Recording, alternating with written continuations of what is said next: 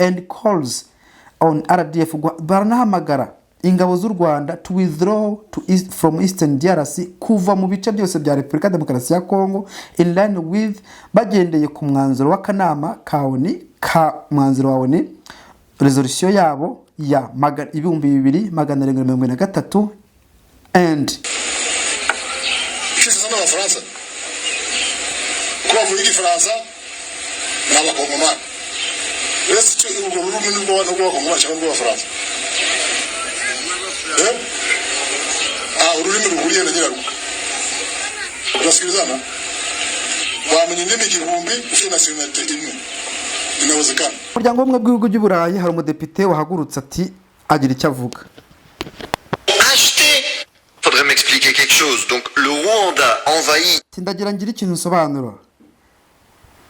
Faudrait m'expliquer quelque chose. Donc le Rwanda envahit le Congo. Ati u Rwanda rwateye Congo. Nous, en tant qu'Union européenne, nk'ubumwe bw'ibihugu by'Uburayi, envoyons encore des armes au Rwanda. Tukohereza imbunda cyangwa se intwaro mu Rwanda. Le Rwanda vole les ressources congolaises. U Rwanda rwiba amabuye y'agaciro ya Congo. Et nous, on va faire un accord avec le Rwanda. Non, twe tukagirana amasezerano n'u Rwanda. Acheter ces matières premières. Non, tukajya kugura ayo mabuye y'agaciro y'abanyarwanda bibye muri Congo. Des Congolais qui ont été volés. Parce que c'est ce qui se passe. Ese ubwo muratekereza ko ni ibiki biba biri kuba? La Commission européenne a été faire cet accord avec le Rwanda. Ati Commission européenne cyangwa se umuryango umwe bw'Iburayi bwagiranye amasezerano n'u Rwanda. Et qu'est-ce qui s'est fait 2 mois après? Ati nyuma y'amezi abiri yonyine gusa. Le M23, ce mouvement rebelle soutenu par le Rwanda. Ati M23 umutwe uterwa inkunga n'u Rwanda. A été conquérir la plus importante mine de coltan au bahise bafata ibice birimwa amabuye y'agaciro nka Coltan muri Congo pour en contrebande voler ces ressources et les mettre sur les marchés internationaux. Ati kugira ngo babone uburyo bayiba bashyire ku isoko mpuzamahanga.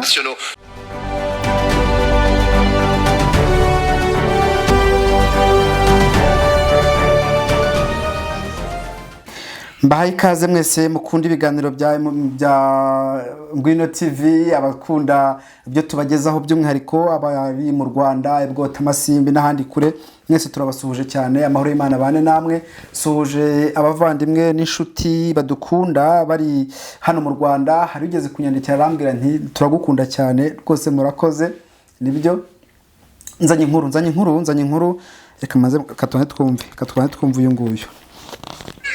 Kishasa hano bo bazinga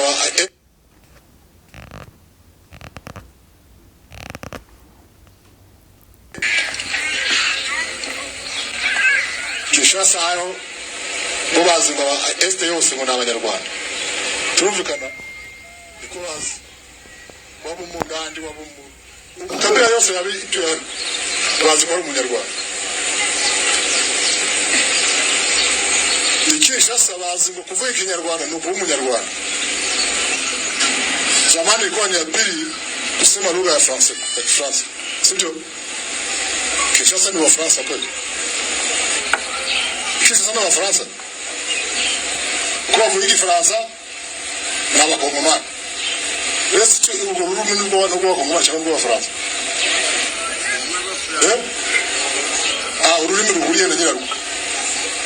Urasikilizana wamenye indimi igihumbi ufite nationalite imwe inawezekana. Unaelewana? Wavuga indimi igihumbi ufite nationalite imwe gusa. Tubishoboka? Uyu ni umwe wo muri M23 ahangaha ari kubwira abasirikare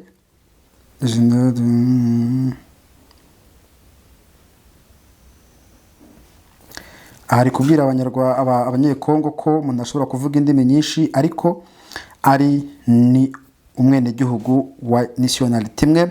Welcome to Uvira where Lake Tanganyika meets the Itombwe Mountains for a breathtaking view from above. Ahangaha hano no turi kwinjira mu ki aho bita noneho turi kwinjira neza aho bita Uvira nyuma y'aho bitangajwe ko yamaze kugwa mu maboko ya M23 abantu bari kwibaza ingabo za FARDC zatsinzwe zagiye, ese ntibyaba ari bya bintu bavuga ngo retraite stratégique cyangwa se kuva ahantu bagamije kunyura kandi kugaruka? Reka mbanze nsome tweet imwe hano mbonye. Après la chute d'Uvira, Kinshasa appelé Washington à durcir les sanctions contre Kigali. Nyuma yaho Kinshasa iboneye ko Uvira ifashwe, yahise ihamagara Washington kugira ngo bafatire ibihano u Rwanda. Au lendemain de la prise de la ville stratégique d'Uvira par les rebelles du M23 soutenus par l'armée rwandaise, la République démocratique du Congo hausse les tons sur la scène diplomatique dans une interview accordée ce mercredi à l'agence Reuters. La ministre d'État en charge des affaires étrangères, Thérèse Kaikwamba Wagner, a appelé les États-Unis à renforcer les sanctions contre les Rwandais accusés de soutenir la rébellion. Ahangaha biravuga ngo nyuma yaho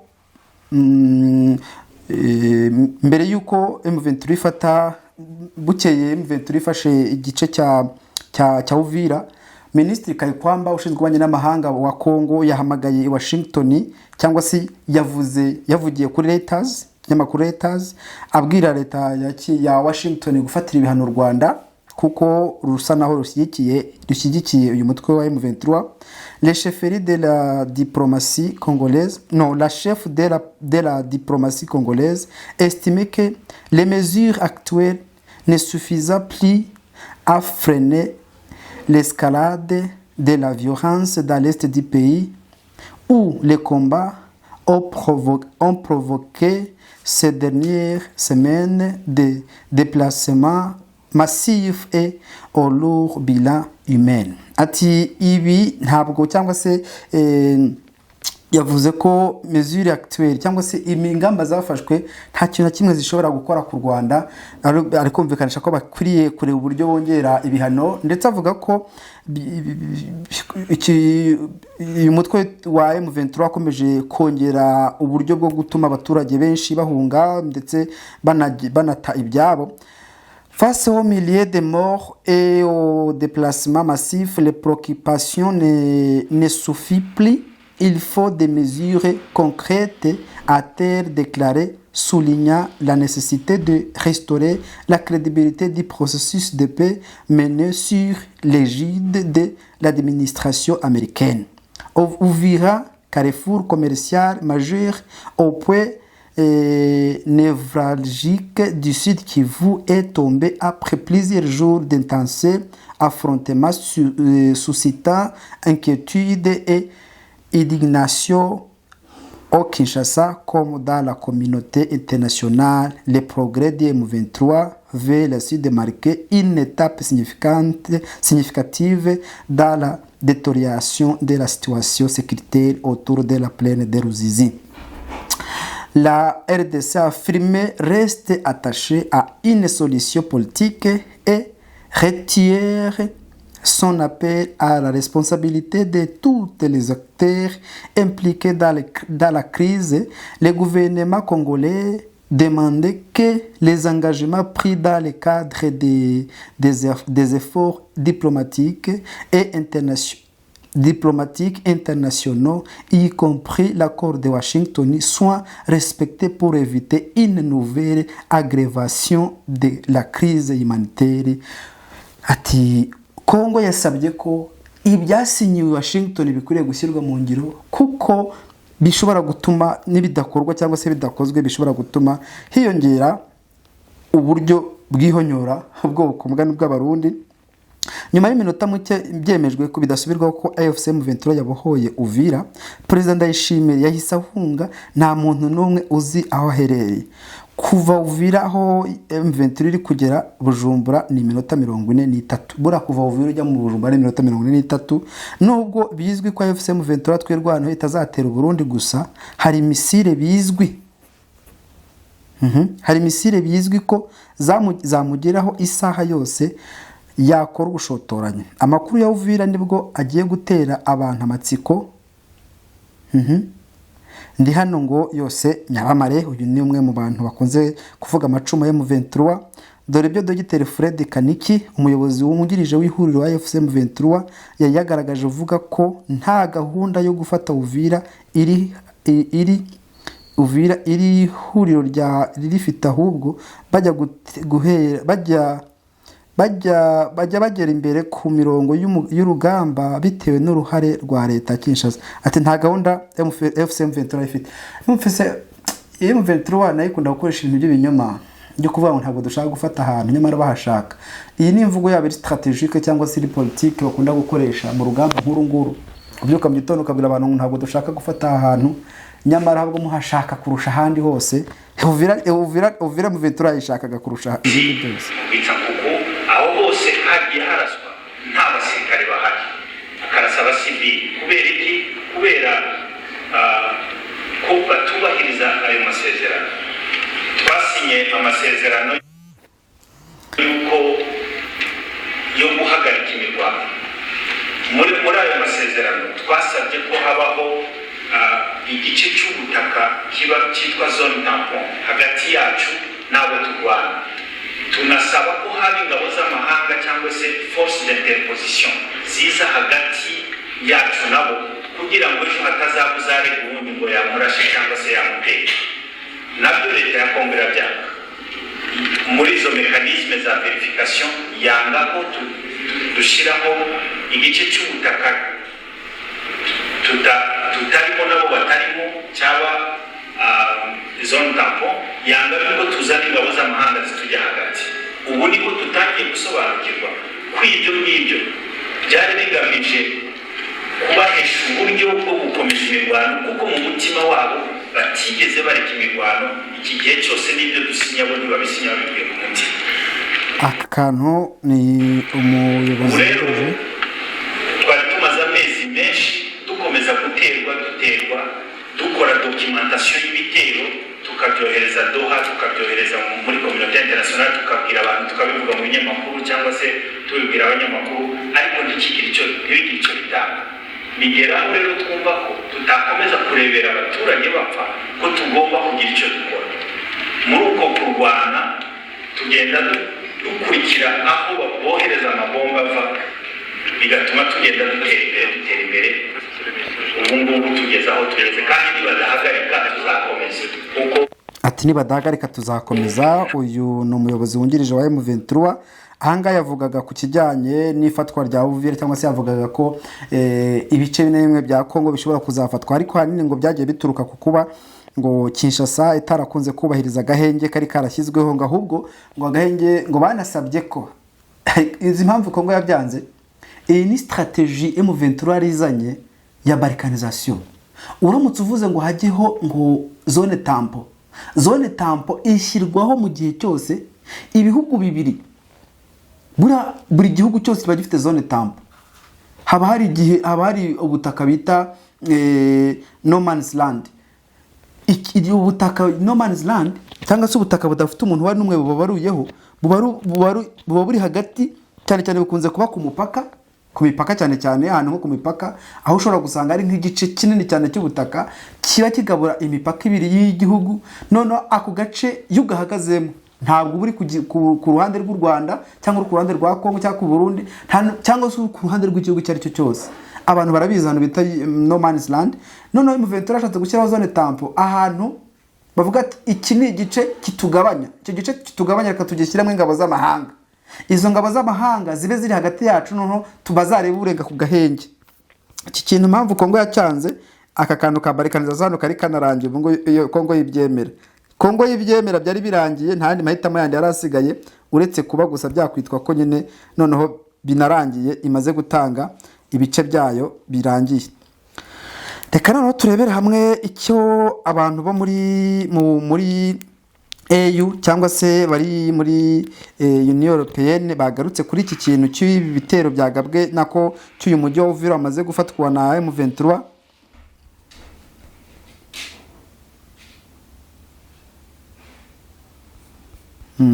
Kandebe gato kanshake aho bigarutseho, kanshaka aho babigarutseho gato kugira ngo binyorohere. Nashaka kuvuga ibintu tubifite neza, ntaza kuvuga ibintu ugasanga wenda nta n'ibyo mfite. Reka mbishake.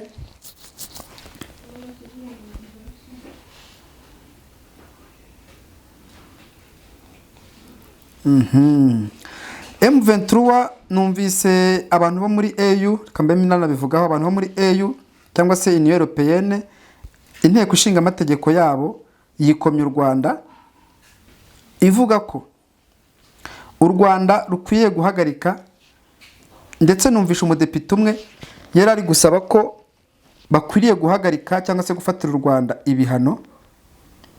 Ibyo bihano yavugaga ngo bishingiye ku kuba u Rwanda EU iruguranwa amabuye y'agaciro. Hari amasezerano u Rwanda rwagiranye n'umuryango w'ibihugu by'i Burayi cyangwa se Union Européenne. Noneho uyu muryango harimo kuba bashobora kuba u Rwanda ruzajya rugurisha n'ibihugu byo muri iki gihugu amabuye y'agaciro, ariko hakaniyongeraho kuba EU ngo hari intwaro ngo ihereze u Rwanda. Ibiri gukuye mu byo byavuzwe n'uwo mudepite. Ibyo byose umuntu ushinga amategeko y'umutwe w'ihuriro nako wa Union Européenne agaragaza ko kuba byonyine Union Européenne ifasha u Rwanda ikanarutera inkunga, basa n'abatera inkunga iyo ntambara, bitewe n'uko u Rwanda ari rwo ruri inyuma y'umutwe wa M23. Ni ibyatangajwe n'uyu mudepite w'i Burayi. Gusa mu kandi ndaza kumva uko byasa koze, ntabwo Minisitiri Nduhungire ntabwo ajya aripfana, araza kumusubiza tu. Ndi kukabura gato ndi kugashaka kugira ngo tukagarukeho.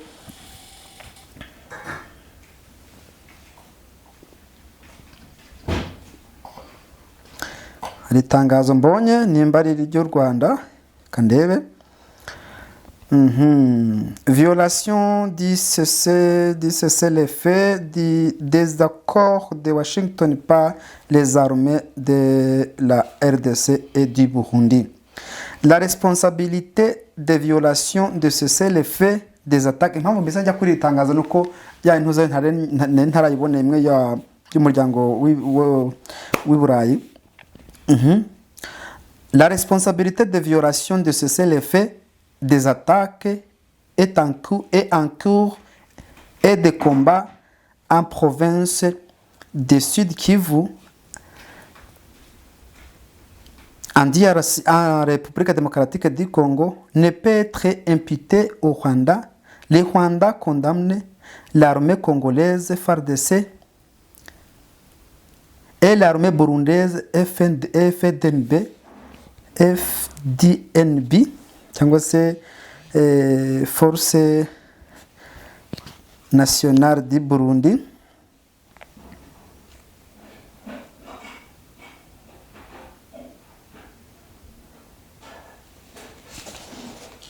Kabuze gato reka ngashake kugira ngo ndi kubikora ku leta byiguruka cyane. Niyo mpamvu ndi kugira ngo nongere nkagarure nibyo nakagezeho. Ni itangazo bigaragara ko bivugwa ko rikizwe hanze n'u Rwanda. Ndaza kureba ko na verify ndebe credibility yaryo.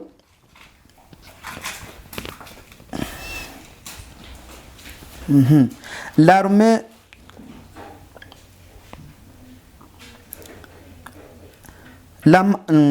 manquement de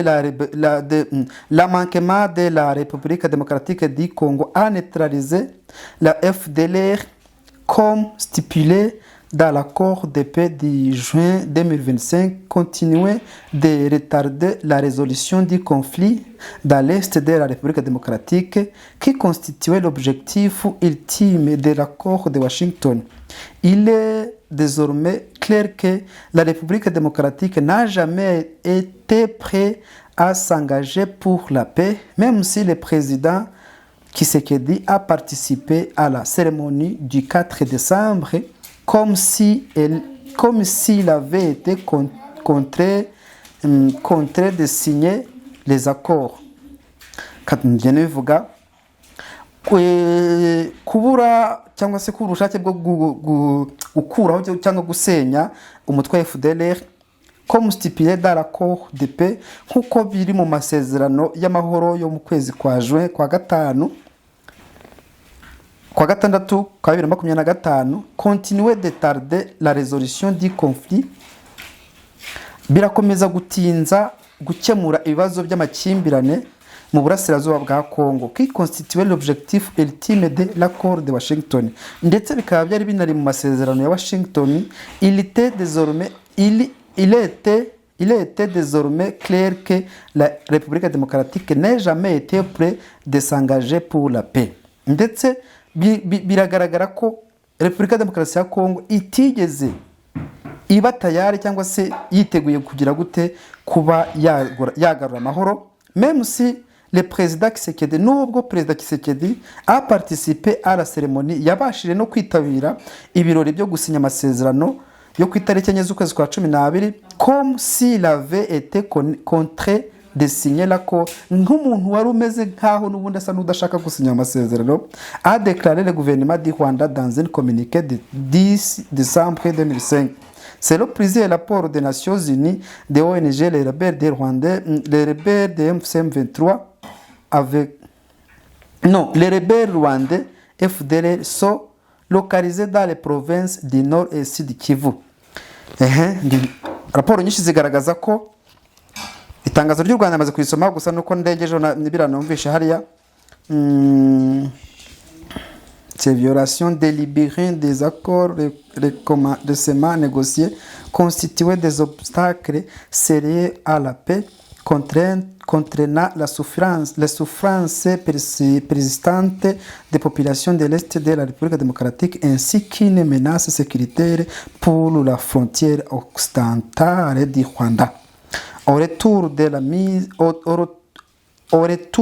à la mise en œuvre complète des accords de Washington constituait une priorité urgente, tout comme la conclusion des annexes restantes de l'accord de Doha entre la RDC et la FCM23. Il s'agit de la voie la plus viable vers la paix, la stabilité et la prospérité dans la région des Grands Lacs. Ati birumvikana ko kuba byonyine FCM23 yagirana amasezerano y'Doha na Repubulika Demokarasi ya Congo ni kimwe mu bintu byatuma nibura amahoro agaruka muri burasirazuba bwa Repubulika Demokarasi ya Congo. Gusa u Rwanda rugaragaje ko kuba byonyine Congo itarabashije kuba byonyine yagerageza ko isa ni naho itigeze isenya umutwe wa FDLR, bigaragara ko nta gahunda bafite y'amahoro muri kara gace. Hari ibindi, l'armée congolaise a affirmé avoir abattu un drone de l'armée rwandaise sur les lignes du front. Biravuga ko igisirikare cya Congo cyabashije gukubita cyangwa se gusenya cyangwa se kurasa drone y'u Rwanda. Nous sommes engagés au front, nous poursuivons les opérations contre l'armée rwandaise qui tente depuis hier de semer la panique dans la population avec des fausses informations. Nous avons d'abattre un drone de l'armée rwandaise qui a causé plusieurs dégâts parmi les civils, a déclaré une source militaire de FARDC. Abo muri FARDC bavuga ko ngo barashe drone y'u Rwanda ngo yari gukomeza iteza ikikango mu baturage cyangwa se panique, ndetse yari no guteza amadega cyangwa se yari no kwica abaturage buri muri bya bice bakaba basenye iyo drone. Pendant ce temps, à 10h30, la situation se calme petit à petit dans la ville d'Uvira, qui a reçu un grand nombre de déplacés venus de différents coins de la plaie de Ruzizi. Iyi yari tweet yaryarira reka nkurebere, yari tweet y'amasaha 9 ashize. Abagabo rero bamaze guhunga, cyo nakubwira no ko bamaze guhunga, ariko reka nkubwira ahantu noneho bari. Reka nkubwire ngo barihe noneho. Abagabo bahunze bagiye. Hari amakuru avuga ko ngo igisirikare cy'abarundi nako igisirikare cya Congo ngo cyabashije kugira gutye kugerageza kuva mu mujyi wa Uvira ngo bajya ahantu hamwe ngo abantu bikinze ngo ni ukugira ngo birinde n'ubundi ngo impfu z'abaturage. Iki gisirikare gikomeza guhunga. Katugaruke. Uburundi, Bujumbura ferme sa frontière après la chute d'Uvira au mai 2023. Ati Uburundi bwamaze gufunga umupaka wabwo hagati yabwo na Congo nyuma yaho uvirirwe mu maboko ya M23. Le Burundi a fermé ses principaux postes frontières avec la République démocratique du Congo après l'entrée du M23 soutenu par l'armée rwandaise dans la ville stratégique d'Uvira, ont indiqué mercredi des sources sécuritaires burundaises citées par l'AFP. Abasirikare b'abarundi ba AFP ko bamaze gufunga umupaka wabo wahuza na Congo kubera ko M23 yamaze gufata uriya mujyi. Selon ces sources, les postes de Gatumba et Vugizo sont fermés depuis mardi après-midi. Ati imipaka wa Gatumba na Vugizo wafunzwe kwa kabiri nyuma ya saa sita. Chaque poste est désormais considéré comme une zone militaire. Ati buri poste yose yamaze kuba zone militaire. Non, ntabwo ari y'abantu bashinzwe umupaka ahubwo ni zone militaire. A confié un officier de l'armée burundaise décrivant une montée en alerte inédite autour de la frontière nord de Bujumbura, située à quelques kilomètres d'Uvira. Ibirometero 43 kuva Uvira ujya Bujumbura. Ati rero bagerageje kugerageza nyine ni nko gushyana cyangwa se ni nko kwitegura igishobora kuba mu gihe cyose M23 yajya mu gihugu cy'u Burundi. Cette décision intervient alors que le Burundi fournit un soutien militaire à Kinshasa dans l'est de la République démocratique dans un contexte de tension persistante entre Bujumbura et Kigali. Ati rero nubwo iki cy'umwanzuro ufashwe ariko ufashwe mu gihe cyose abarundi bari guhereza ubufasha bwa gisirikare Kongo cyangwa se Kinshasa cyangwa se ingabo zabo, ndetse kandi bikaba binajyana bijyaye muri contexte y'ikibazo cya tension cyangwa se ikibazo cy'umubano utameze neza hagati ya Kigali na Bujumbura. L'avance de M23 jusqu'à porte de Bujumbura représentait un tournant majeur dans l'escalade régionale faisant craindre une extension du conflit. Ati byonyine kuba M23 amaze kugera mu marembo ya Bujumbura ni kimwe mu bintu biteze ikikango cy'intambara ishobora gufata akarere kose. Les autorités burundaises n'ont pas encore communiqué officiellement, mais la dispositif militaire a été renforcé le long de la frontière selon plusieurs témoins de la région. Nubwo kugeza ubu ingabo z'abarundi zitaragira ikintu zitangaza, ariko kugeza ubu biravugwa ko baturunze igisirikare cyangwa se ingabo nyinshi ku mupaka. Reka twumve n'ubundi cyo Prévost Maxime w'Ababirigi yavuze. Dans les médias et vu l'avancée militaire rapide de vers Uvira DM23 soutenu par les forces armées rwandaises, la responsabilité leur revient de stopper instamment l'offensive et de se retirer. Ati Prévost Maxime Prévost ni ministre w'ububanyi n'amahanga w'Ababirigi yavuze ko dans l'immédiat et vu l'avancée militaire bari kubona kwihuta cyane cyangwa ko avansa kwa M23 bajya mu mujyi wa Uvira, barasaba ko bahita bahagarika ndetse bakanava aho bafashe. Ndakomeza mbabwira ko byagiye ibintu byose uko byagiye bitangazwa kugira ngo bitworohere kubumva uko ibintu byifashe, kuko turi kureba uko abantu benshi byagiye bagaragaza n'ibihugu bikomeye icyo byagiye bivuga ku ifatwa rya Uvira. Ifatwa rya Uvira, nababwira ko Uvira ni kamwe mu duce twari dukomeye two muri iyi Sud Kivu, kuko niko kari gasigaye. Namubonye nashaka kumvisha icyo umuryango w'ibihugu by'i Burayi wavuze kuri ibi bintu by'ifatwa rya Uvira, kandi ngiye kubigeraho. kandi nari kubabwira ko aribyo ngiye kubabwira ariko sinzi uburyo nahise njya mu bindi. Umuryango w'ubumwe bw'ibihugu by'i Burayi hari umudepite wahagurutse ati agira icyo avuga. Faudrait m'expliquer quelque chose. Donc le Rwanda envahit. Tindagira ngira ikintu nsobanura. Faudrait m'expliquer quelque chose. Donc le Rwanda envahit le Congo et Ati u Rwanda rwateye Congo. nous en tant qu'Union européenne, Natwe nk'ubumwe bw'ibihugu by'i Burayi envoyons encore des armes au Rwanda. tukohereza imbunda cyangwa se intwaro mu Rwanda. Le Rwanda vole les ressources congolaises U Rwanda rwiba amabuye y'agaciro ya Congo. et nous on va faire un accord avec le Rwanda Noneho twe tukagirana amasezerano n'u Rwanda. pour acheter ces matières premières Noneho tukajya kugura ayo mabuye y'agaciro y'abanyarwanda bibye muri Congo. des Congolais qui ont été volés. Parce que c'est ce qui se passe. Ese ubwo muratekereza ko ni ibiki biba biri kuba? Ah, la Commission européenne a été faire cet accord avec le Rwanda. Ati komisiyo européenne cyangwa se umuryango w'ubumwe bw'i Burayi bwagiranye amasezerano n'u Rwanda. Et qu'est-ce qui s'est fait 2 mois après? Ati nyuma y'amezi abiri yonyine gusa. Le M23, ce mouvement rebelle soutenu par le Rwanda, Ati M23 umutwe uterwa inkunga n'u Rwanda a été conquérir la plus importante mine de coltan au bahise bafata ibice birimwo amabuye y'agaciro nka Coltan muri Congo Congo. pour, en contrebande, voler ses ressources et les mettre sur les marchés Ati kugira ngo babone uburyo bayiba bashyire ku isoko mpuzamahanga. internationaux. Donc en fait, la Commission européenne a de quelque sorte offert son feu vert aux Rwandais Twe dusa n'abantu bari kugirira son favor cyangwa dusa n'abantu bari kugirira impuhwe u Rwanda tunarufasha kuba rwakwiba Congo. pour envahir le Congo. L'Europe se trouve en d'autres mots du côté de la... Ati rero Europe Union cyangwa se umuryango w'ubumwe bw'i Burayi usa naho uri kwifatanya n'uwateye Congo agresseur.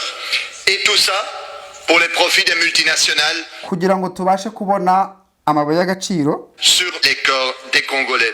Alors pillage, destruction des millions kwiba kwica cyangwa se gusahura. de morts entre-temps, il faut que ça cesse. Parce qu'on Rero numva ibyo bintu bikwiriye guhagarara l'a vu avec l'or au Mali, on l'a vu kuko twabonye akantu kari kuncika. tout ça pour les profits des multinationales sur les corps des Congolais. Alors pillage, destruction des millions de morts entre-temps, il faut que ça cesse. Parce qu'on l'a vu avec l'or Ati murabona nka zahabu zo muri Mali. au Mali, on l'a vu au Niger avec l'uranium, on l'a vu en Libye avec le gaz et Tubona zo muri Mali, zo muri Nigeri ndetse na peteroli yo muri le Libya. pétrole. C'est toujours la même chanson de pillage. Ibyo byose ni indirimbo ihoraho yo kwiba gusa. Et après vous vous étonnez que les peuples du Sud se révoltent. Ati noneho mutangire muvuga ati kweki abaturage bo mu majyepfo batangira kwigumura cyangwa se kwigaragambya. Les Africains en ont marre. On le Ati abanyafurika baratangira batwange. voit au Mali, au Niger, Ati murebe muri Mali, Niger, muri Burkina au Faso, Burkina, au Tchad, muri Tchad, muri Côte d'Ivoire, République en Centrafrique, Côte d'Ivoire, en République centrafricaine, au Sénégal. muri Sénégal. À chaque fois, les Européens qui ont été mis à la porte. Alors, Kubera buri ko abanyaburayi bashatse kugera ku muryango w'ibyo bihugu. le moment est aujourd'hui de dire basta, le temps du colonialisme est révolu. Ati batangira kukubwira ati igihe cy'abakoroni cyararangiye. Suspendez cet Ati nimuhagarike ayo masezerano y'ubujura. accord de pillage des ressources naturelles congolaises Muhagarike ayo masezerano y'ubujura yo kwiba umutungo kamere wa Congo. et imposer un embargo militaire Mushireho ibihano by'embago militaire, mushyirire ibihano ku gisirikare cy'u Rwanda. au Rwanda. On n'a pas besoin de l'arme de crocodile, on a besoin Ntabwo dukeneye amarira y'ingona, d'action. dukeneye ibikorwa. Uyu ni umwe mu badepite bo muri EU cyangwa se mu muryango w'ibihugu by'i Burayi utangiye gusabira u Rwanda ibihano. Nagiye mbabwira icyo buri byagiye bivuga cyangwa se abantu batandukanye bagiye bavuga kuri ibi bintu by'ifatwa rya Bujumbura.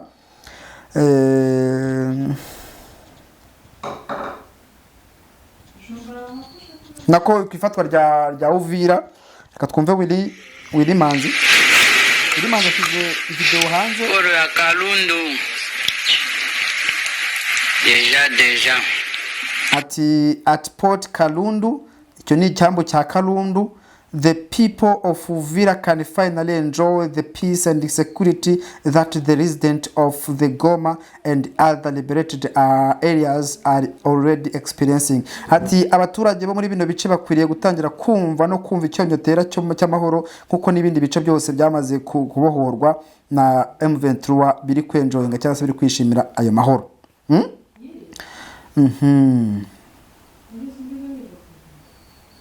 Nuko bihagaze, nuko kugeza umwanya bihagaze, nuko bihagaze kugeza ubu. Reka nuko mubyumvise. Nyuma yaho noneho bageze ku cyambu cya Kalundu, ubwo Uvira yose barayifite kugeza ubu. Kugeza ubu bafite Uvira yose, nta kintu kimwe gisigaye. U Rwanda narwo rumaze gusohora itangazo rumaze gusohora nurugaragaza ko Kongo yakomeje kwica amasezerano cyangwa se gukomeza kwanga gusenya umutwe wa FDLR. Kudasenya umutwe wa FDLR ni kimwe mu bintu bitumye intambara yaranze guhagarara kugeza magingo ya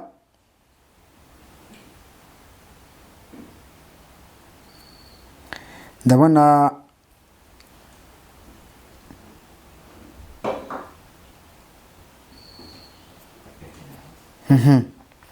ndumva byaba ari ibyo, Maxime Prévost wa ministre n'ababwiye amaze kubona ntuzaye yose avec nos partenaires du groupe international de contact pour la région de Grand Lac. La Belgique exprimait sa grande préoccupation suite à l'escalade des combats au Sud Kivu. La stabilité régionale est en jeu. Il est impérieux de protéger les civils qui sont à nouveau les victimes principales de ces violences. Toutes les parties sans exception doivent respecter le cessez-le-feu comme agréé à Washington au plus haut niveau. Timitwe abantu bose bari muri bino bintu bagomba kubaha amasezerano ya Washington ndetse bagahagarika intambara nkuko byasezerano mu Washington. Face à ces déferlements inadmissibles de violence, chacun a un rôle à jouer pour viser une escalade urgente. Dans l'immédiat, et vu l'avance militaire rapide, j'appelle la communauté internationale à pleinement saisir la gravité de la situation et agir en conséquence. Together with our partner of the International Contact Group for the Great Lakes region, Belgium expressed its deep concern about the escalation of fighting in South Kivu. Ati twebwe n'abantu bose dusanzwe cyangwa se imiryango mpuzamahanga n'abandi bantu bose dusanzwe dufitanye aho duhuriye, ati abo Bubiligi bugaragaje ikibazo cy'intambara cyangwa se cy'imirwano iri kubera muri Sud Kivu, bibabajwe. Regional stability is at stake, cyangwa se umutekano muri region urasa naho uri mu kaga. It is imperative to protect civilians who are once again the main victim of this violence. Ni ingenzi cyane kurinda umutekano w'abasivile, ari nacyo kintu cy'ingenzi cyane mu kurinda ari nabo mbere bakunze kugira ibibazo muri amakimbirane. All parties without exception must respect the ceasefire as agreed in Washington at the highest level. Ati abantu bose rero cyangwa se impande zose zikwiriye kubaha cyangwa se zikwiriye kubaha ihagarikwa cyangwa se ry'agahenge cyangwa se guhagarika imirwano nkuko byemejwe i Washington. In view of this unacceptable surge of violence, everyone has a role to play in working towards an urgent escalation for now, and given the M23 rapid military advance toward Uvira supported by the Rwandan armed force, the responsibility lies with them to immediate halt the offensive and withdraw. Rero nyuma y'ibi byose tumaze kubona, turabona ko iki nani iri ku advancinga yerekeza Uvira ndetse iri kumwe n'ingabo z'u Rwanda cyangwa se bashyigikiwe n'ingabo z'u Rwanda. Turasaba ko bahita bava cyangwa se bahita bava muri biriya bice byose. I call on the international community to full grasp the gravity of the situation and to act accordingly. Ndasaba abantu bose imiryango mpuzamahanga guhita bafata cyangwa se guhita babishyira mu bikorwa cyangwa se guhita bagira ikintu bakora mu buryo bwihuse cyane no mu ndimi z'iwabo zose kugira ngo bose babyumve. Uyu ni Prévost Maxime. Nuko bihagaze kugeza ubu, nuko bihagaze kugeza ubu. Gusa ariko turi kuvugana abasirikare benshi cyane boherejwe hara hirya mu bice bya Kongo muri Sud Kivu, muri Uvira, muri Plaine de Ruzizi kugira ngo bajye kurinda umutekano w'abarundi. Reka turebe USA Africa Media nayo imaze gushyira itangazo hanze. The ICG argues the M23 and the Rwanda Defense Force RDF to immediate halt offensive operations in Eastern DRC, in particular in South Kivu, and calls on RDF to withdraw from Eastern DRC in line with UNCS Resolution 2773 cyangwa se ati barasaba M23 na leta y'u Rwanda n'igisirikare cy'u Rwanda to immediate halt offensive, guhagarika ibitero muri East Congo cyangwa se mu burasirazuba bwa Congo, in particular in Sud Kivu, guhagarika muri Sud Kivu kongera kandi kugaba ibitero, and calls on RDF baranahamagara ingabo z'u Rwanda to withdraw from Eastern DRC, kuva mu bice byose bya Repubulika Demokarasi ya Kongo, in line with bagendeye ku mwanzuro w'akanama mwanzuro wa ONU resolution yabo ya 2243, and on the M23 to uphold in commitment under the declaration of principle that was signed in Doha on 19th.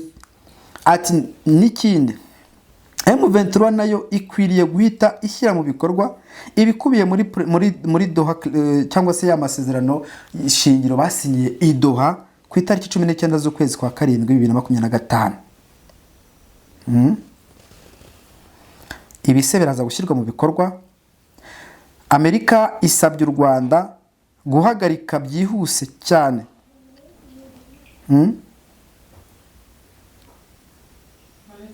guhagarika byihuse imirwano ndetse bakanava mu burasirazuba bwa Kongo.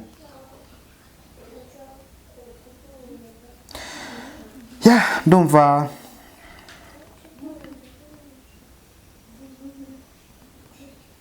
noneho mwumva ibindi bikurikira. Après la chute d'Uvira, gouvernement et M23 attendu à Doha pour un nouveau round de négociations. Nyuma yaho M23 ifatiye Uvira, Kongo igiye guhita ijya mu masezerano, agiye guta basubira i Doha none ahangaha mu gitondo kugira ngo bajye kuganira kubundi bushya. Alors que les combats s'intensifient dans l'est de la République démocratique du Congo, Kinshasa et le BDF M23 se prennent à reprendre dans la propagande de la Doha, connaisseur coordinateur d'ajouer de nouveau Bertrand Bisimwa.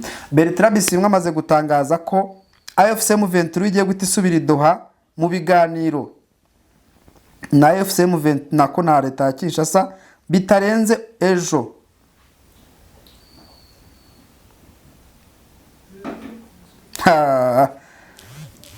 Ibintu bikomeje kuba imberenge, bikomeje kuba mibi. Reka nsoreza ahangaha, reka ibimbe mbicumbikiye ahangaha birumvikana bitewe nuko ndabona hii simu mimi niko nayo sasa, naweza trete hivi vyote hapa. Suko naona. Kama ni montage full. Ndabona M23 ifotoreje kuri Mere Duvira ku biro bya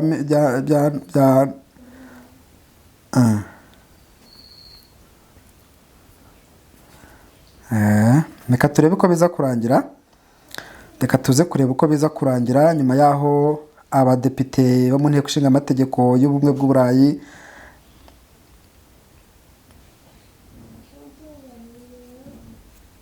aravuga ko uko